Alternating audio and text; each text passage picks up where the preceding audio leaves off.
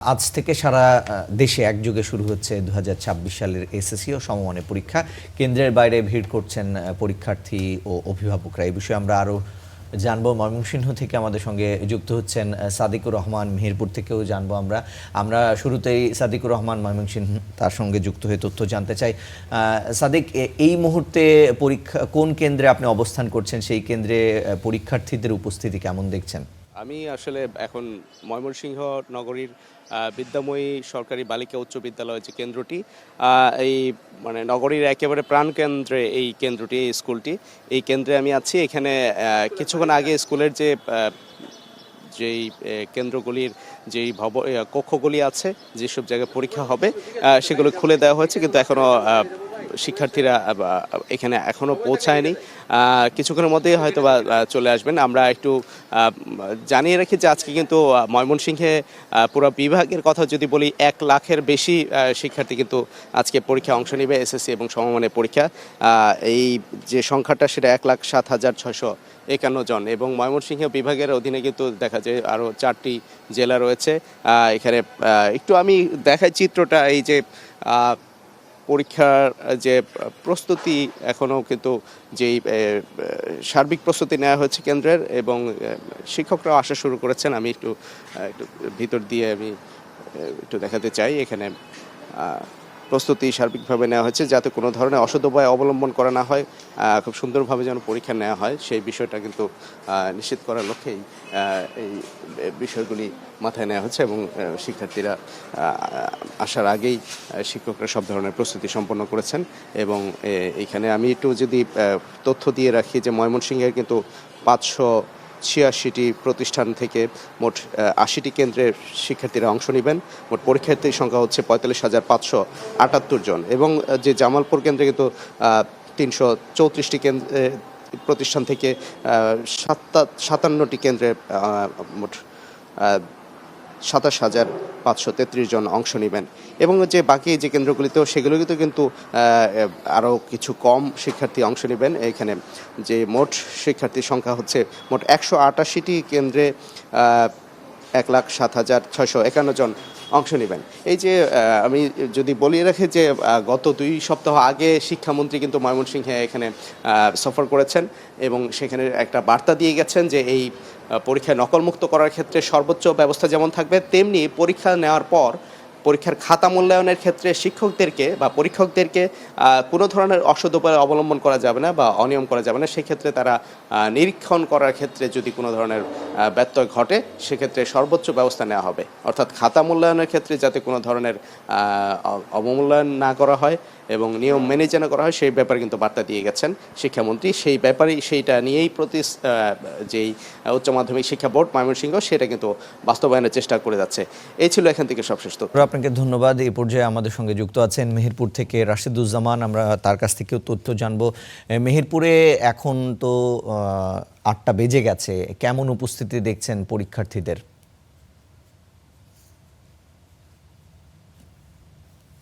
রিশান, এবারই কিন্তু সরকার একটা কঠোর নিরাপত্তার মধ্যে এসএসসি পরীক্ষা নেওয়ার একটা ঘোষণা দিয়েছেন, যেখানে নকলমুক্ত পরিবেশে পরীক্ষা হবে এরকম একটা অঙ্গীকার করছে সরকার, যার কারণে একটা কঠোর নিরাপত্তা বলয় এখানে তৈরি করা হয়েছে। আমি এখন যেখানে দাঁড়িয়ে আছি, মেহেরপুর সবচাইতে যে 2টি বড় বিদ্যাপীঠ, মেহেরপুর সরকারি উচ্চ বালক বিদ্যালয় এবং মেহেরপুর সরকারি উচ্চ বালিকা বিদ্যালয়। তো আমি আছি মেহেরপুর সরকারি উচ্চ বিদ্যালয় কেন্দ্রে।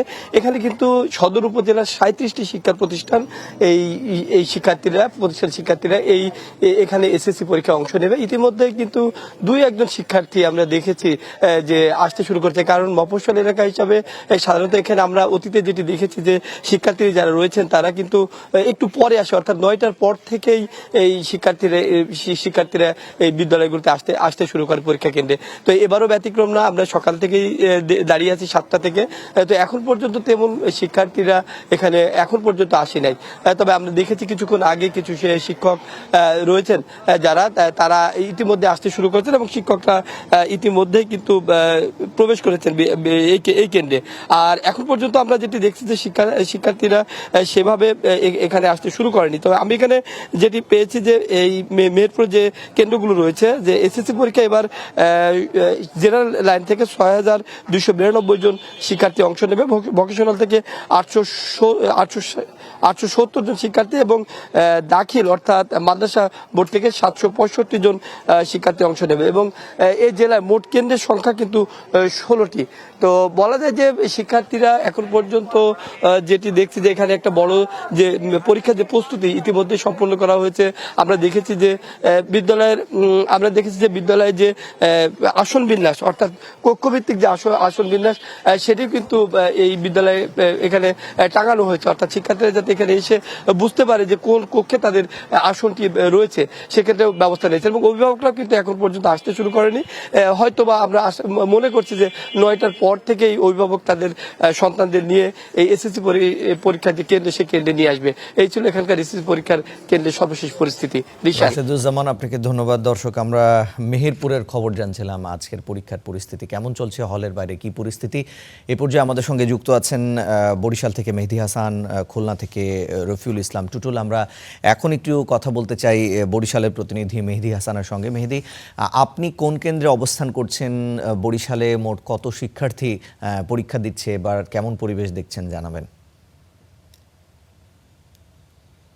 শুভ সকাল। আমি এই মুহূর্তে দাঁড়িয়ে রয়েছি বরিশাল জিলা স্কুলে। এটি বরিশাল শিক্ষা বোর্ডের আওতায় যে 216টি কেন্দ্র রয়েছে তার মধ্যে একটি কেন্দ্র। এখন আমরা 7:30টার দিকে এই কেন্দ্রে এসেছি এবং আরও একটি কেন্দ্র আমরা ঘুরেছি। সেখানে গিয়ে দেখেছি যে আসলে ওইভাবে আসলে সকাল থেকেই কিন্তু এখন কোনো শিক্ষার্থী আসেনি। তবে কিছুক্ষণ হলো, যদি 2-4 মিনিট আগের কথা বলি, তাহলে কয়েকজন শিক্ষার্থী এই কেন্দ্রের সামনে এসেছে এবং মাত্রই এই কেন্দ্রের নিরাপত্তার জন্য যে নিরাপত্তা যারা আরও নিয়োজিত থাকবেন পুলিশ সদস্য সহ তারা এসেছেন এবং আমরা দেখেছি এই কেন্দ্রগুলোকে পুনরায় এই যে এখানকার শিক্ষক সহ যারা রয়েছেন তারা দেখছেন আসলে কেন্দ্র ঠিকভাবে প্রস্তুত রয়েছে কিনা। বরিশাল বিভাগের মধ্যে 6টি জেলা রয়েছে। এই 6টি জেলা নিয়ে এই বোর্ডের আওতায় এবছর পরীক্ষায় বসার কথা রয়েছে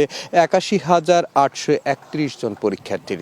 এর মধ্যে একটি তথ্য হচ্ছে যে 81,831 জন শিক্ষার্থীর মধ্যে কিন্তু 1/4 হচ্ছে মান উন্নয়ন, অর্থাৎ বিগত 2 বছরে নানান কারণে অনেক পরীক্ষার্থীর ফলাফল খারাপ হয়েছিল, তারা কিন্তু এই মান উন্নয়নের জন্য আবার অংশগ্রহণ করছেন। সেই সংখ্যাটি 19,822 জন এবং নিয়মিত সংখ্যা হচ্ছে 62,009 জন। বরিশাল বিভাগের মধ্যে এবছর 1,515টি শিক্ষা প্রতিষ্ঠানের এই শিক্ষার্থীরা অংশগ্রহণ করবেন। এবছরও কিন্তু অন্যান্য বছরের মতো বরিশাল শিক্ষা বোর্ডে সবথেকে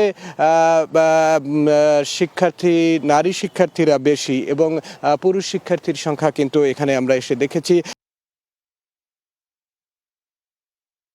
30,000 এবং এবছর এই যে পরীক্ষা সুষ্ঠু করার জন্য বোর্ডের পক্ষ থেকেই কিন্তু 80টি ভিজিলেন্স টিম বিভিন্ন স্থানে কাজ করবে এবং এই পরীক্ষায় এবছর সবথেকে বেশি অংশগ্রহণ করবে মানবিক বিভাগ থেকে, এর পরপরই বিজ্ঞান বিভাগ এবং ব্যবসায় শিক্ষা বিভাগে মাত্র 8,000 শিক্ষার্থী রয়েছে। আর বরিশাল বোর্ডের মধ্যে সবথেকে বেশি পরীক্ষার্থী কিন্তু বরিশাল জেলার।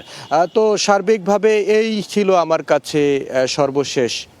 মেহেদী হাসান, আপনাকে ধন্যবাদ। দর্শক, আমরা বরিশালের তথ্য জানছিলাম। এই পর্যায়ে আমাদের সঙ্গে যুক্ত হয়েছেন রাজশাহী থেকে জিয়াউল গনি সেলিম, আরও যুক্ত আছেন আমাদের সঙ্গে রফিউল ইসলাম টুটুল খুলনা থেকে। আমরা খুলনায় যেতে চাই, রফিউল ইসলাম টুটুলের কাছ থেকে জানবো এসএসসি পরীক্ষার কেন্দ্রের কি পরিস্থিতি, কেমন পরিবেশ, এখন উপস্থিত হয়েছেন কিনা শিক্ষার্থীরা, জানাবেন।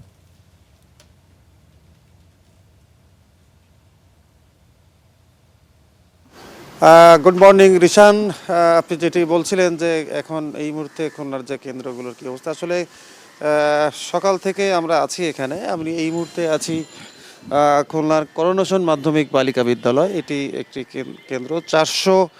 খুলনা জেলার 404টি স্কুলের এই পরীক্ষা অনুষ্ঠিত হচ্ছে এবং এখানে পরীক্ষার্থী আছে 21,428 জন। তো স্কুলে এখন পরীক্ষার্থীরা এখন আসা শুরু করেনি।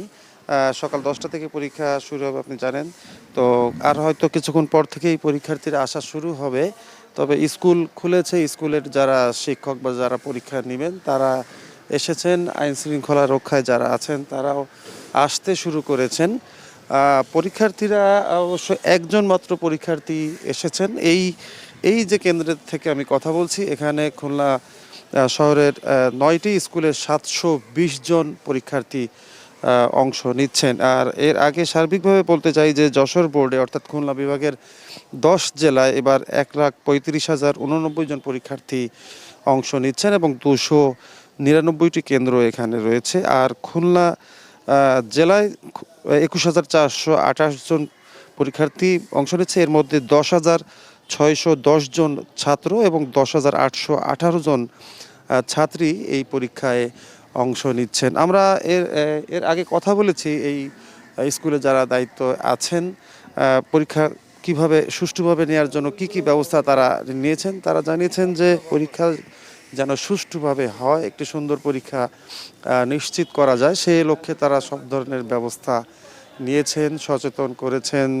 অভিভাবকদের সাথে কথা বলেছেন, পাশাপাশি আইন শৃঙ্খলা রক্ষায় যারা আছেন তাদের সাথে কথা বলেছেন। সব মিলিয়ে যেন একটি সুষ্ঠু সুন্দরভাবে পরীক্ষা অনুষ্ঠিত হয়, সে লক্ষ্যে তারা সব ব্যবস্থা নিয়েছেন। এখন পরীক্ষা শুরু হবে আর কিছুক্ষণ পরেই। পরীক্ষা শুরু হওয়ার পরেই কিন্তু বোঝা যাবে যে আসলে সার্বিক পরিস্থিতি বা পরিবেশটা কেমন। এই ছিল সব শেষ খবর খুলনা থেকে এসএসসি পরীক্ষার। টুটুল, আপনাকে ধন্যবাদ। দর্শক, আমরা খুলনার এসএসসি যে পরীক্ষা আজ অনুষ্ঠিত হবে সে বিষয়ে আমাদেরকে জানাচ্ছিলেন সহকর্মী রফিউল ইসলাম টুটুল, তার কাছ থেকে জানছিলাম। আমাদের সঙ্গে যুক্ত আছে রাজশাহী থেকে জিয়াউল গনি সেলিম। সেলিম, আপনার কাছে জানতে চাই আপনি কোন কেন্দ্রে উপস্থিত আছেন এবং এই যে নকল প্রতিরোধ, এই প্রতিরোধ করার জন্য কি কি বাড়তি ব্যবস্থা নেওয়া হয়েছে সেখানে জানাবেন। শুভ সকাল আপনাকে। আমি রাজশাহী নগরীর বেশ কয়েকটি কেন্দ্রে ঘুরে এসে রাজশাহী কলেজিয়েট স্কুলে এখন দাঁড়িয়েছি। স্কুলটি এখনও কোনো শিক্ষার্থী বা শিক্ষক আসেন, 2 জন মাত্র শিক্ষক এসছেন, এখনও আসলে স্কুল খোলাই হয়নি। এই মুহূর্তে আমি দেখলাম যে 2-1 জন শিক্ষার্থী বা পরীক্ষার্থী কেবল এসে প্রধান ফটকের সামনে দাঁড়িয়েছেন। এই কেন্দ্রটিতে মোট পরীক্ষার্থী রয়েছে 541 জন। আমি যদি সারা বোর্ডের একটি তথ্য দেই আপনাকে, তাহলে বলবো যে রাজশাহীতে এই শিক্ষা বোর্ডের যে 8টি জেলা আছে, 8টি জেলায় পরীক্ষার্থী রয়েছে 1,77,709 জন এবং 2,709টি স্কুলের পরীক্ষার্থীরা অংশ নিচ্ছে এবং পরীক্ষা অনুষ্ঠিত হতে যাচ্ছে 274টি কেন্দ্রে। আর পরীক্ষার নকল প্রতিরোধে আসার সর্বাত্মক ব্যবস্থা নেওয়া হয়েছে। বিশেষ করে এবার প্রত্যেকটি সেন্টারে এবং প্রত্যেকটি পরীক্ষা কক্ষে সিসি ক্যামেরা স্থাপন করা হয়েছে। এটি বাধ্যতামূলকভাবে শিক্ষামন্ত্রীর ঘোষণা অনুযায়ী এই কার্যক্রমটি করা হয়েছে, যাতে পরীক্ষার শৃঙ্খলা, নকল সব মিলিয়ে যাতে একটু পর্যবেক্ষণ করতে পারা যায়, সেই ব্যবস্থাটি নেওয়া হয়েছে। এর বাইরে কোনো ধরনের ইলেকট্রিক ডিভাইস, কলম এবং ক্যালকুলেটর, অনুমোদিত ক্যালকুলেটর ছাড়া কোনো ধরনের ইলেকট্রিক ডিভাইস নেওয়া নিষিদ্ধ ঘোষণা করা হয়েছে শিক্ষার্থীদের জন্য। আপনি জানেন যে এর আগে পাবলিক পরীক্ষাগুলোতে কোচিং সেন্টারগুলো বন্ধ থাকে, তবে এবারই ব্যতিক্রম যে কোচিং সেন্টারগুলো কোনো বন্ধের ঘোষণা আসেনি শিক্ষা মন্ত্রণালয়ের তরফ থেকে।